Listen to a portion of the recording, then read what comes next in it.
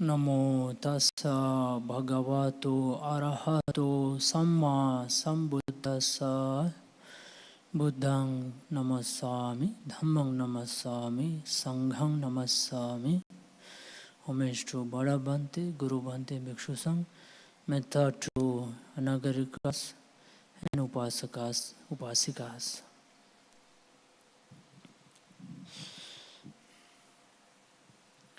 So, once again, welcome to those who were not in the welcome ceremony. So, welcome to all of you.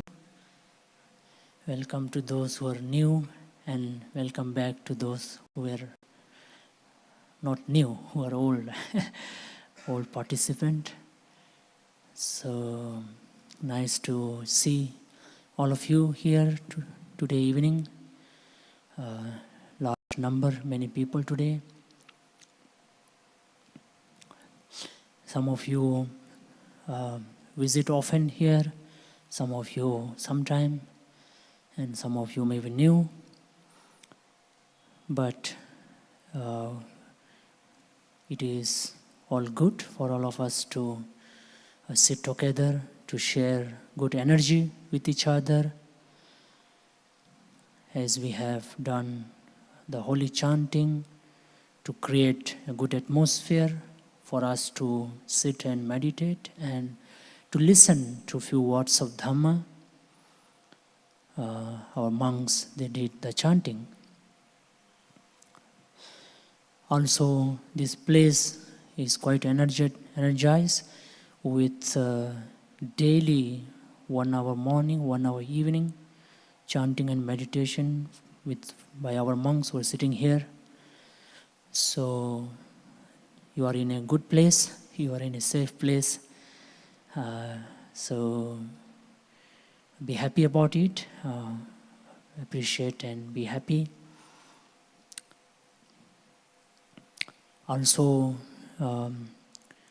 this is every Sunday gathering, and I very much recommend all of you to come once in a week to the Vihara here, keeping aside all your concerns, all your tasks, duty, responsibility, goals, careers, relationship, habits, hobbies, friends, everything aside. As one monk used to say, one senior monk, just like you kept the shoe outside the vihara, outside this hall, keep aside all your worldly concerns, your day-to-day concerns as you come. So, as you leave your shoe out and step in, you also do that. So, it's not just physically keeping your shoe away, but along with the shoe, all the different concerns, right? And also it is important, right, to just step back, have that moment of just be with yourself, right? Why we need to be always connected, why we always need to be on phone, why we always need to receive some call, reply some text. Why? There should be some time for yourself as well, right?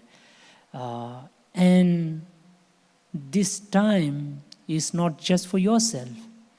You are also doing it for others, because when you come here, leave aside, you become more peaceful and happy and joyful and more wiser, which is helpful for people, you see. Last time I was telling, and today I would like to tell again, is that when you do good, live good, especially, take care of your mind, your thoughts, your action. So you are giving a mahadana, you are giving a great charity, great donation, great offering and great contribution to the society. right? So you don't need to think that I am being selfish to leave aside all my some of the duties and come here. No, it's not selfish. It's actually a great contribution for the humanity, for the society.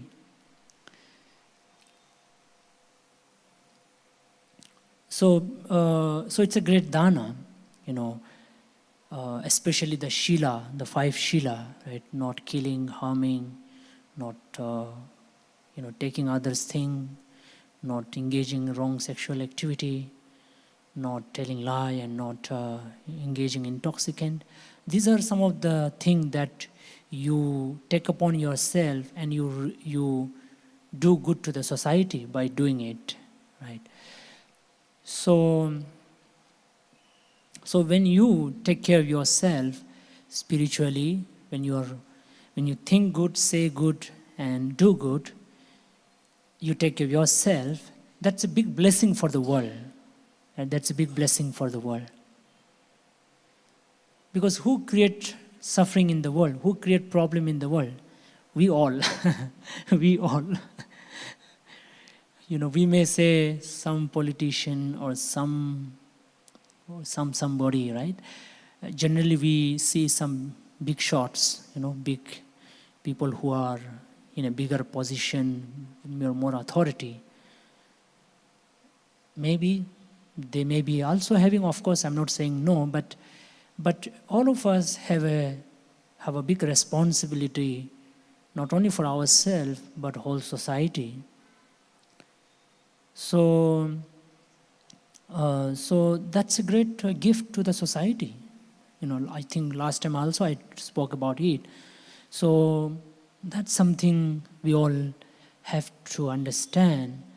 At least if you can take care of yourself, right, in your action, your thinking, your speech, what a blessing for yourself, and what a blessing for everyone around. Okay, so I think, and this Sunday evening helps us to do that.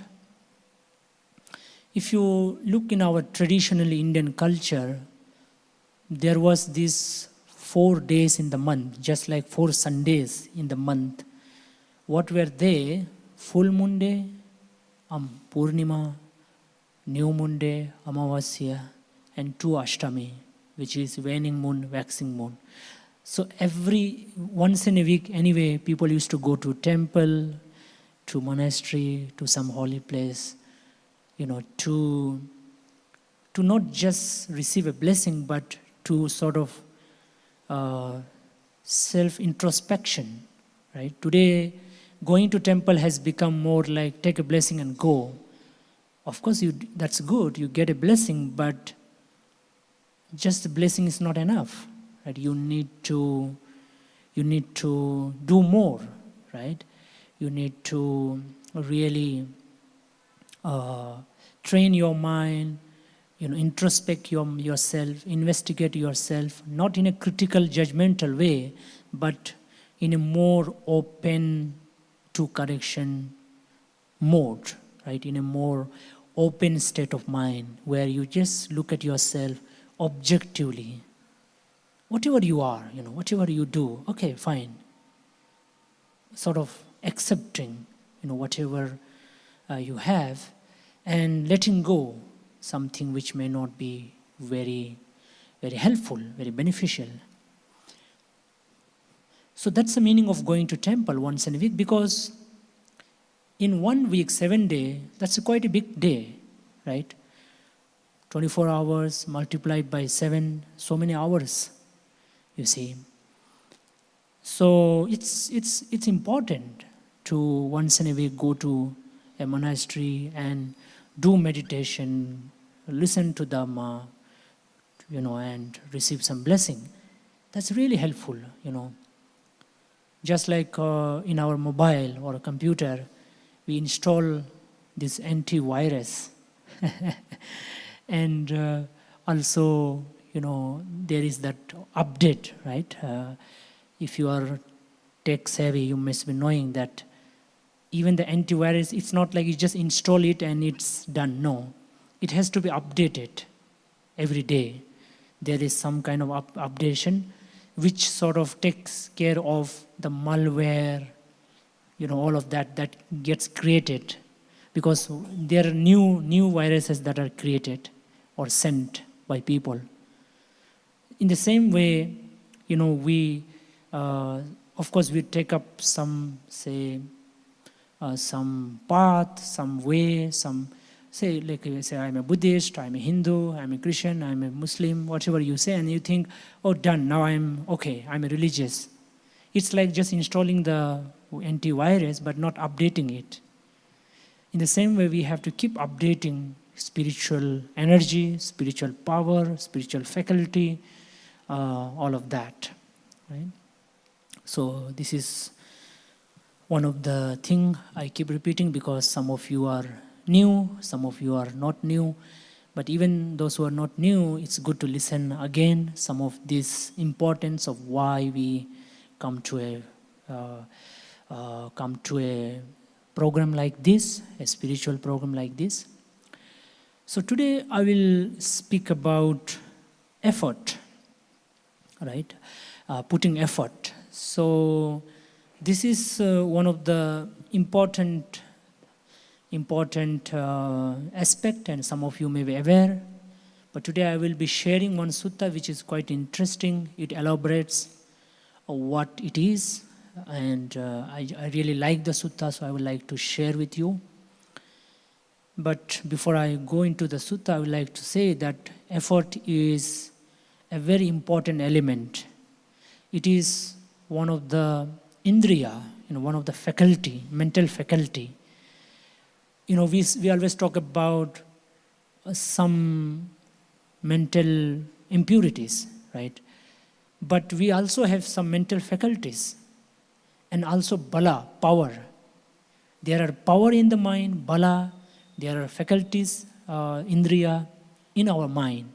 So it's not just we have all the, wrong thing in the mind, but there are a lot of, in fact, if you look at Dhamma, which is a Buddhist psychology book, there you will see that wholesome, the healthy mind, the wholesome mind, which is called kushala, are more in number. It outnumbers unwholesome, unhealthy. Actually, the wholesomes are more. Unwholesome are lesser, actually. But somehow we are not able to overcome the unwholesome, and therefore we don't have access to wholesome. It somehow overshadows the wholesome state of mind. So it's a power, it's one of the bala. 5 powers are there. One of them is this.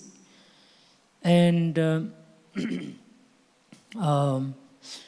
in all the different sutras, it is always in more number.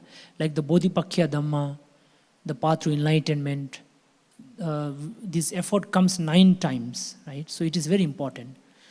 Of course, last time I spoke you about heedfulness, which is mindfulness. That is the, kind of a overarching spiritual faculty, right? This mindfulness. But in that effort, next to that comes the effort. So it's very important. And it is also one of the parami, the 10 parami. The paramis are spiritual qualities that our Lord Buddha perform or practice, fulfill for many lives. So Buddha, to become a Buddha, it's not a one life story. It's a story of many lives, millions of lives, where he fulfilled all the paramis. And one of the paramis also virya, effort. And there are, among the Buddhas, there are 3 different categories of Buddhas. Like our Buddha is Panyadika. Panyadika means the one who has wisdom as the prominent faculty. The next Buddha who will be coming Maitreya Buddha, Arya Maitreya Buddha or Maitreya Buddha, he will be of a kind whose prominent faculty is virya, effort. There's another kind of Buddha who is saddadika, who is confidence as the major faculty. So you can see that one of the prominent quality of a Buddha is effort. So also among the Eightfold Path which the Buddha gave in his first teaching, you see, right after becoming a Buddha, the first teaching he gave at the age of 35 in Sarnath near Benares to the 5 monks was the Eightfold Path, and in that one of the factor is effort, right? Effort it is called.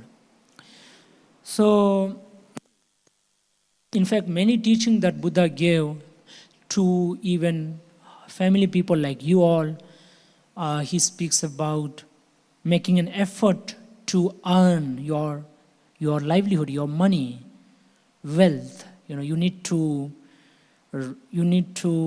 honestly and rightfully you have to earn with effort, with your sweat and blood. That's what Buddha says. So like this you will see the effort mentioned by Buddha, spoke by Buddha in many teaching.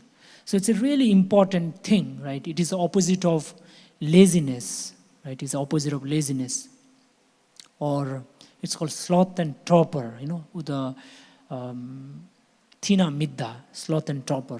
Thina midda, which is sluggishness, inactiveness, and kind of postponing, right? Postponing, sluggishness, inactive, like that. So this is the opposite of that, because opposite of this effort is this thina midda, which is one of the 5 hindrances. There are 5 hindrances, obstacles for us in our life, spiritually or otherwise also. So one of them is, the third one actually is this laziness, postponing, right, and sluggishness.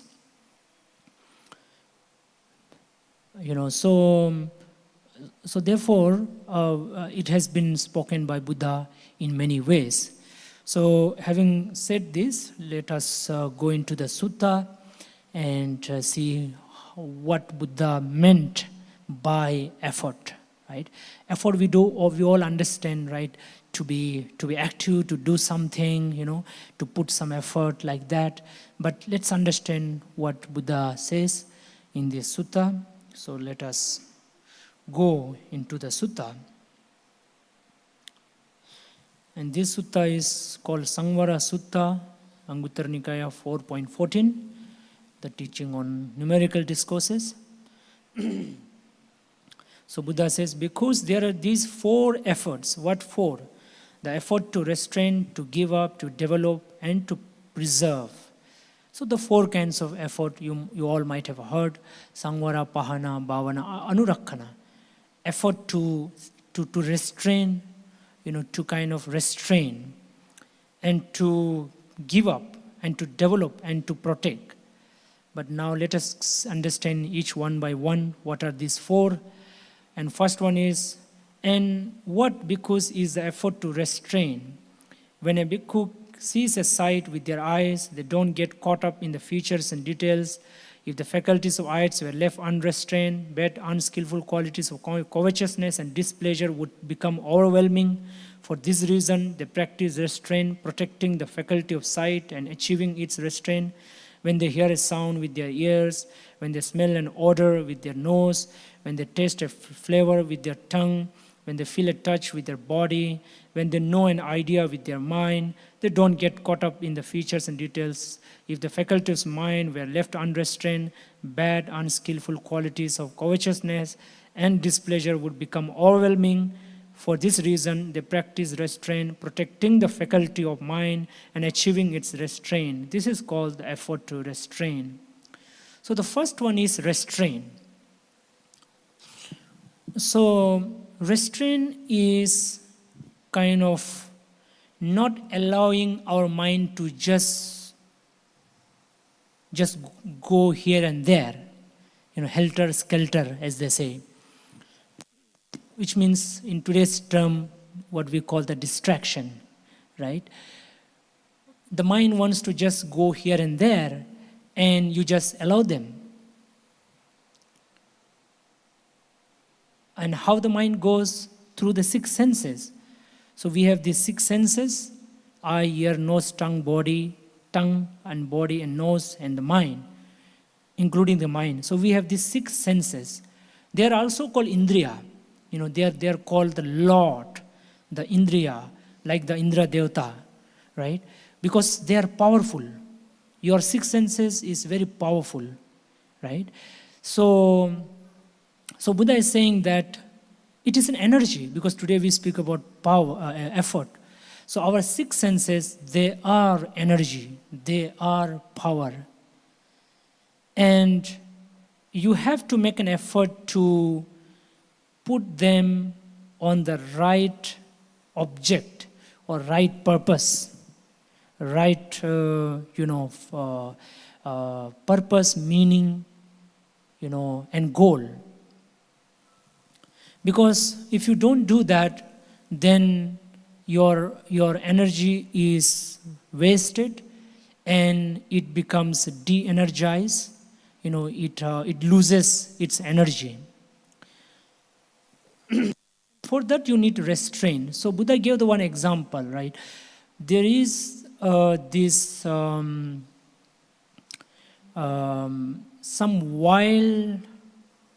wild animal, say any animal you can imagine.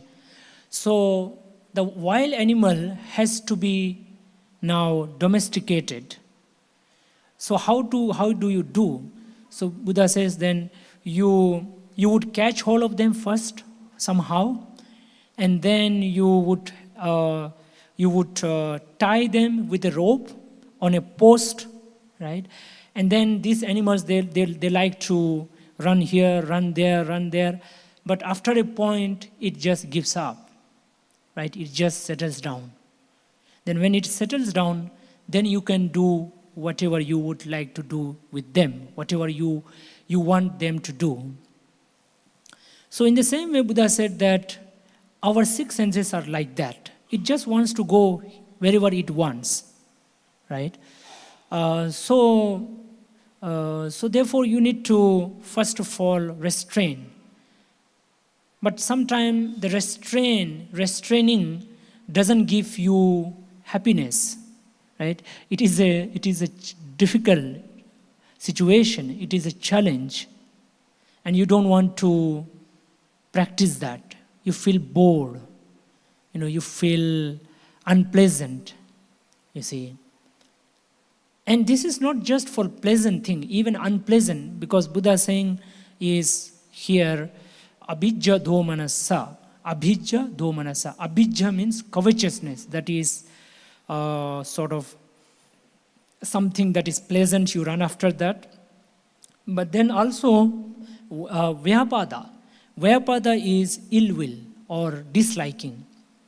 So all these six senses has their own corresponding object, and you either like them or you dislike them. If you don't like them, you just hate them. If you like them, you just run after them. But in both the cases, you suffer if you are obsessed with or carried away by this kind of liking and disliking. So you need to make an effort to not give in, your own mind toward the objects that are not healthy. So you have to, right? You really know well what is unhealthy for me, what is unhealthy for me, all the six senses. So somewhere you need to make and restrain. You need to restrain. You need to make an effort to restrain, though it is unpleasant, right? For example, you don't like somebody, and you just want to hate them, or you just want to say something to them or hit them or whatever, but you know this is not right, this is not good, this is not helpful, this is not beneficial, this is going to have more repercussion, this will going to have more and more problem, more and more bitterness, and you will regret later. So one of the difficulties is regretting, right? You regret. If you are engaging in something unhealthy, you will anyway regret, whether you believe that to be right or wrong, or right or not right. Whatever your belief system, doesn't matter. In the world of reality, your belief just doesn't have any ground. It just doesn't make any sense. Whatever belief you have it, but in the world of reality, no belief works. The reality hits you hard, hits you really hard, if you don't accept the reality. So when something is unhealthy, unskillful, then that will have unpleasant result. And most immediate one is this regret. You just won't like it. You see, even these days, you see some dogs, you see some videos of dog. They too know when they are stealing something. What they do, if they are steal something, they go very far and then they eat. They don't immediately eat because they know this is wrong. Now, who tells the dog what is right and wrong? They don't have a religion, they don't have a teacher. But why they when they steal something, go very far? Because they know this is wrong. It is there inside us, but we don't want to accept it, and we somehow have a lot of justification. There are some older justification, there are some newer justification. We have the latest justification, modern, latest, trending, up-to-date justification for all our unhealthy practices. You see? So whether it is old or new, something which is unhealthy anyway, whether you believe it or not, whether it is ancient or modern, it doesn't matter. So you need to have restraint. That immediate thing is restraint. Just restraint. You don't like it, it is unpleasant, it is boring, okay. But you know that if I overcome it, and it's like a struggle, it's like a fight, it's like a battle with your own self, right? So you have to overcome this battle. And once you overcome the battle, you are the king, you are the queen. And that's, as the Buddha rightly said, all our six senses are kings, are Indriya, that's what they call Indriya. So that is the first one, right? So the immediate thing is just restrain. That's it. You don't need to have too many other knowledge or information, technique, tricks, or some strange mantras, or doing some whatever strange thing. Simple, just restrain. That's it. You see, sometimes even children, small children, maybe 1 year, 2 year, when they throw tantrum, when they are not listening, crying, all of that, then if you, especially when they are very heavily crying for no good reason, just for the sake of their strange habits, that they have, then if you just ignore them, if you just ignore let them cry. Especially the mother, they don't want to see the child crying. But with your motherly love, let there be some wisdom, right, for the future of child. Even though you don't like the child to see crying, but you just ignore it, just leave them. they will stop crying after how long they will cry, how long they can cry. But they come to their sense, you see. And this is very important, of course it is off the topic today, but I have met many parents coming up with their children, especially the teenagers, and those teenagers, especially the single child, they are pampered. They are pampered a lot, right? And then when they come to teenage, the parents are helpless, totally helpless. And they will be, speaking with me, and then I ask, how did you raise them? Did you pamper? Yeah, I know, I regret, I did that. So it's very difficult, right? So in the same way, we cannot allow our senses to be pampered all the time.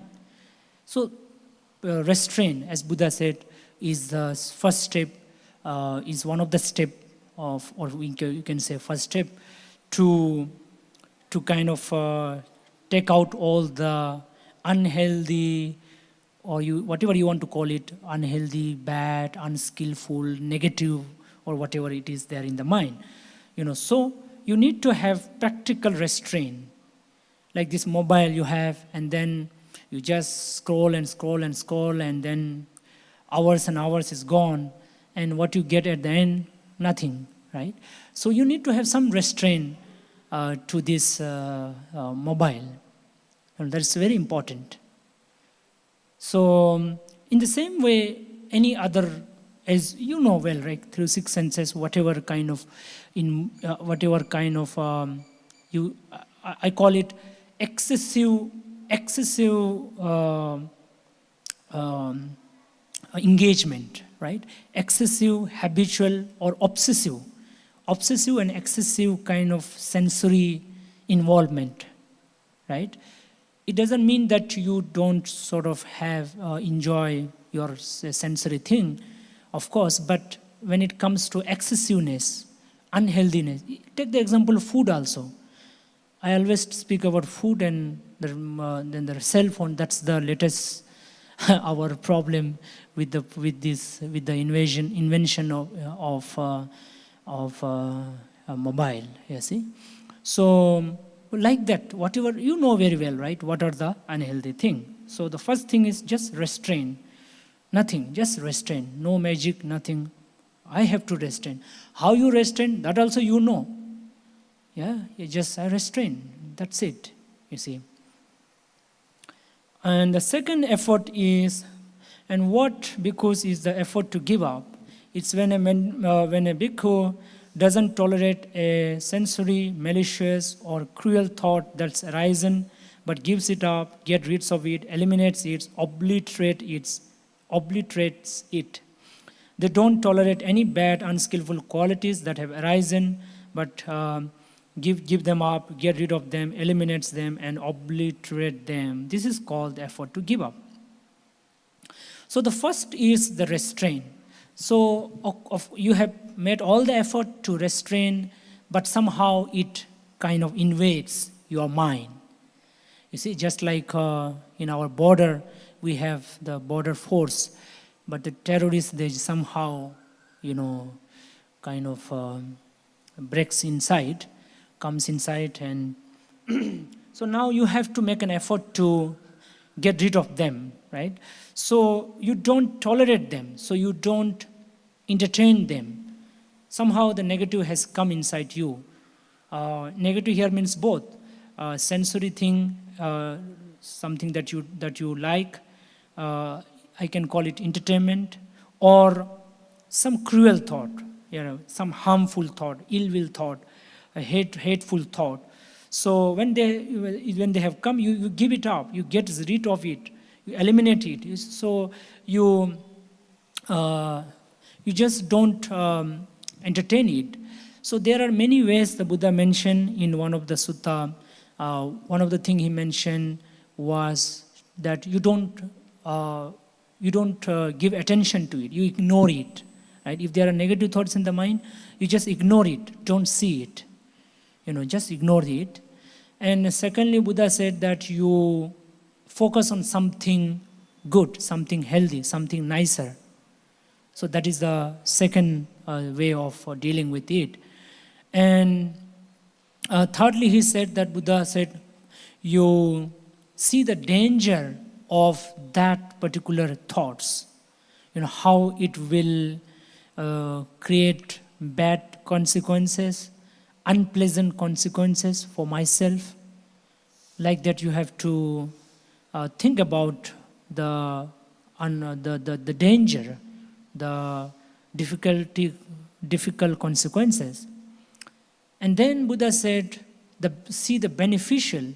So you see the beneficial of giving them up. If you don't entertain that thought, and in fact entertain the opposite one, then what is the benefit? Like that, you can give up the negative thought which has already entered in your mind. You see, you restrain, but somehow the restraint couldn't happen, and it comes inside your heart. So you make these steps to give them up. And here also it requires effort. It requires effort. So you need to really put forth effort, which means you have to do it again and again. You have to practice it again and again. And eventually the negative thoughts will lose its strength. It will lose its strength. It will be weakened. It will become weaker and weaker. And then your good thought, the healthy thought, positive thought starts gaining strength, starts getting power, energy, and then that becomes eventually your natural state of mind. And that's how we transform, that's how we become much more stable within ourselves. Now coming to the third one, which is development. So Buddha says, and what bhikkhus is the effort to develop? It's when a bhikkhu develops the awakening factor of mindfulness, investigation of principles, energy, rapture, tranquility, immersion, and equanimity, which rely on seclusion, fading away, cessation, ripen, and ripen as letting go. This is called the effort to develop. So now the third effort is called bhavana. Bhavana means development, cultivation. So how do you develop? So it's not just about restraining and giving up unhealthy thing, but you also need to develop what is healthy, what is skillful, what is good, what is powerful, what is nicer. So you need to do that as well. It's not just about, only negative, I have to always think about negative and how to give them up, but at the same time, you make an effort to develop.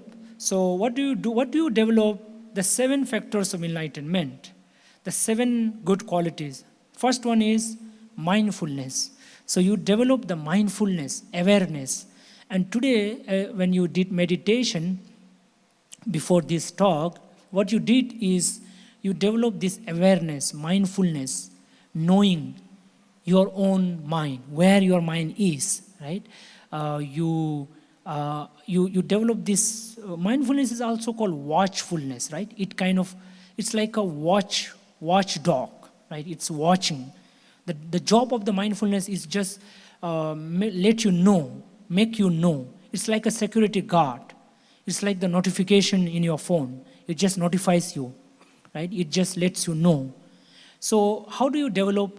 When you focus your mind on the breath.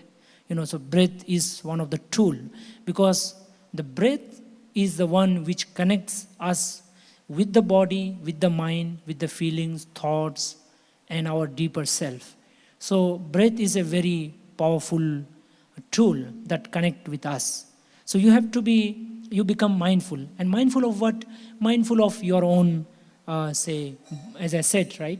The body, the mind, and the thoughts, the feeling. And that's what we are, And also we become aware of all the external external um, external involvement that we have, right? So you become mindful. So once you become mindful, then what you do, investigation of Dhamma.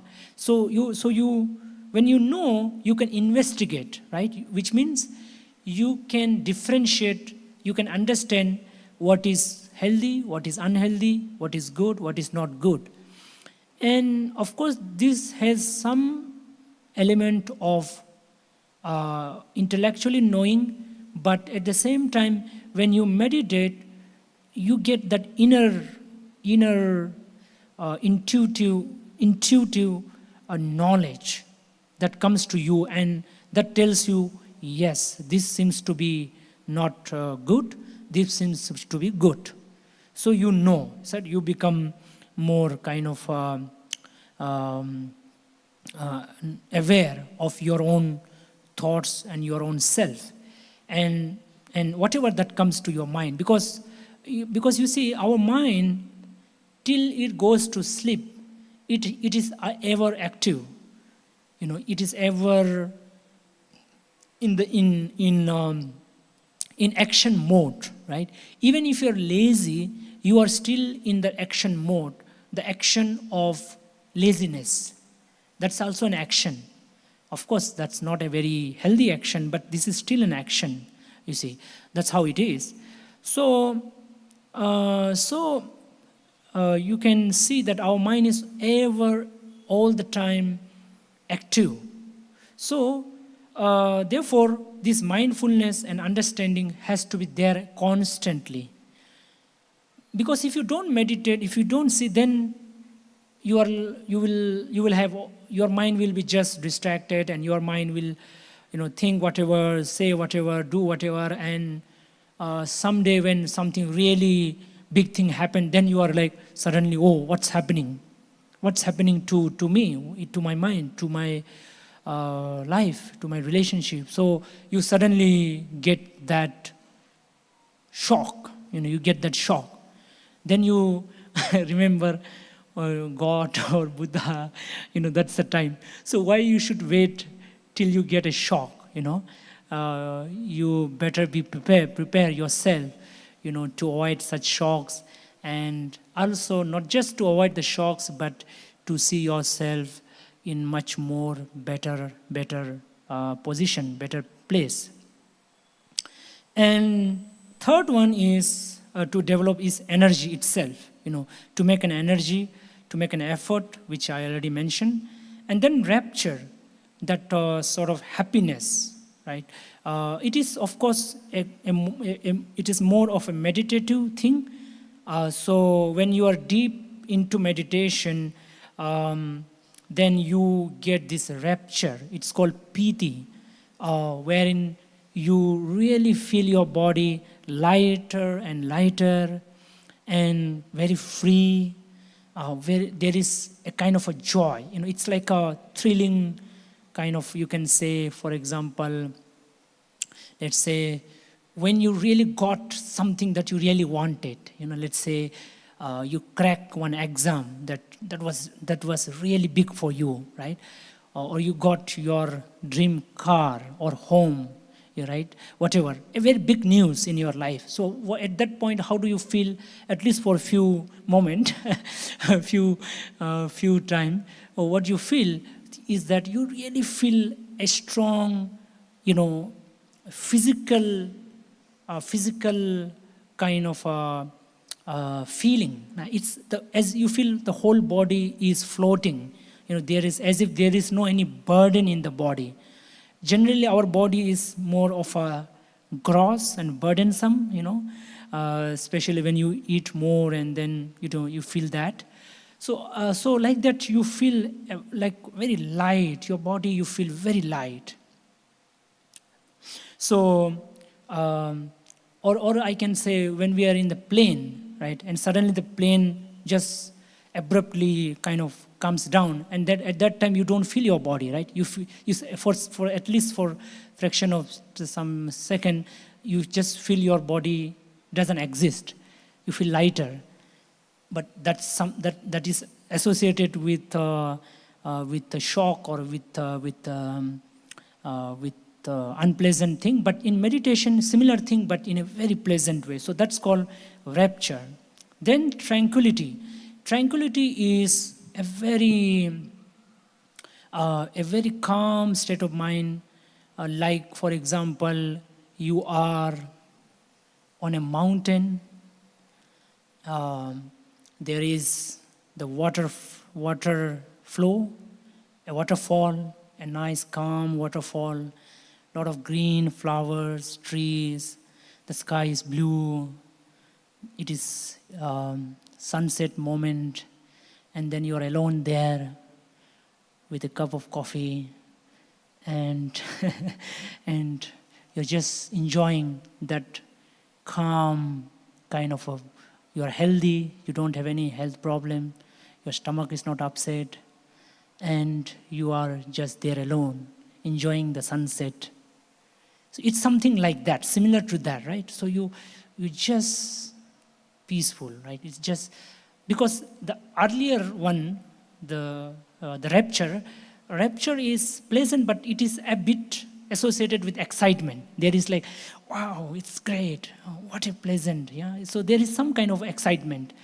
Generally, when we are excited, we are not so much peaceful, right? We are like restless. It's kind of restless. There is some joy, but then it is a bit restless. But tranquility is a bit further than that, which is like as I mentioned, or you are in a beach, beach sunset. There is a nice wave in the ocean, not so heavy, but kind of a medium and clean blue ocean, and you are sitting there, maybe with a cup of coffee or a beer, not alcohol one. So you just enjoy, right? So something like that. But of course, why we go to mountain? Why we go to beaches? Because to get such experiences. But those are something dependent on external. And it can't last for too long. Like, for example, you are there in the mountain, but how long you will enjoy? After a point, you will be like, oh, let's go back to my home. I'm missing my home already, right? You just go back, right? But this is much more stable, right? You can enjoy it for hours together, right? And your mind becomes more and more peaceful. Then there is immersion, which is one pointedness. The mind, now the next to the tranquility is your mind is just calm, right? Just focused, like you can say stable.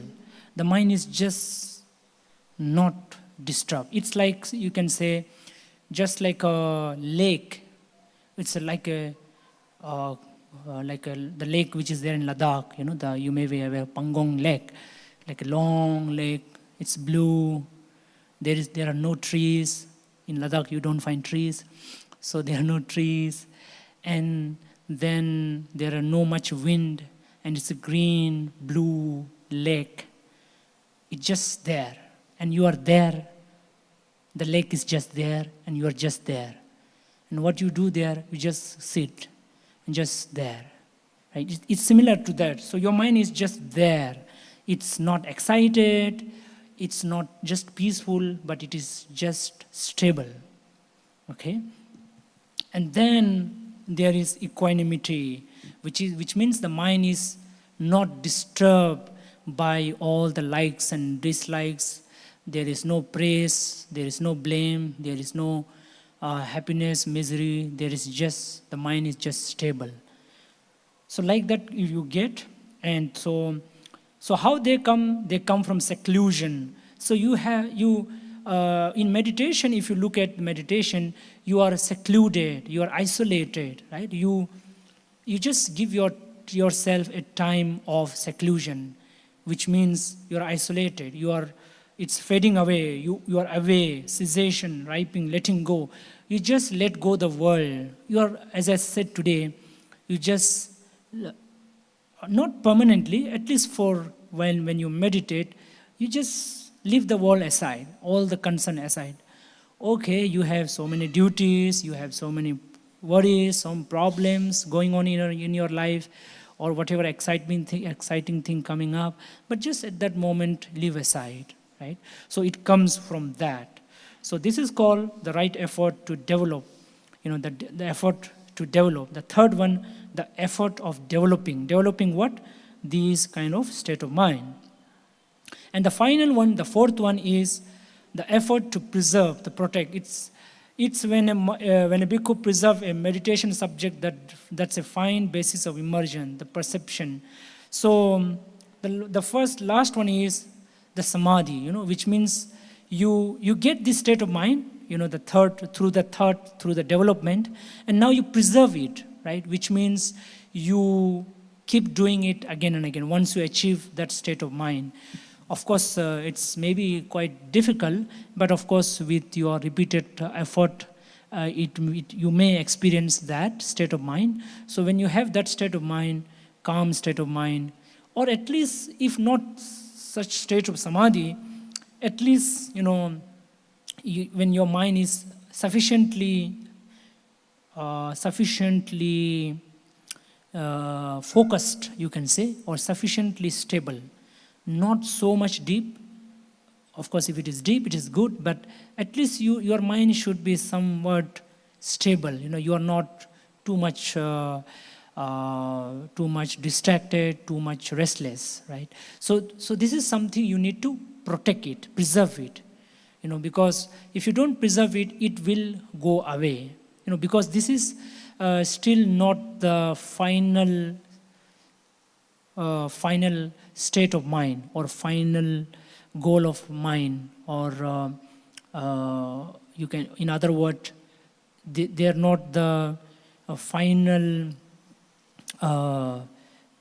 you can call it the achievement. It is not the final achievement, but it is part of the journey. It is part of your final goal, which is a complete. What is that final goal? The complete stability of mind, the complete peacefulness of mind. But it will take, of course, a lot of time to reach there, but at least you develop a state of mind which is stable. So this is the effort the Buddha spoke about. First is restrain, second is letting go, third one is develop, and fourth one is protecting, preserving your mind, your stable mind, your peaceful mind. So this is the effort that the Buddha spoke about, and this is something we can, of course, apply specifically to our mind, because we all have a mind. We as human being, we all have a mind. Just like in your